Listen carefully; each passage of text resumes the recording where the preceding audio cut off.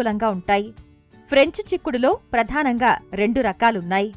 అందులో తీగ రకాలు, పొద రకాలు.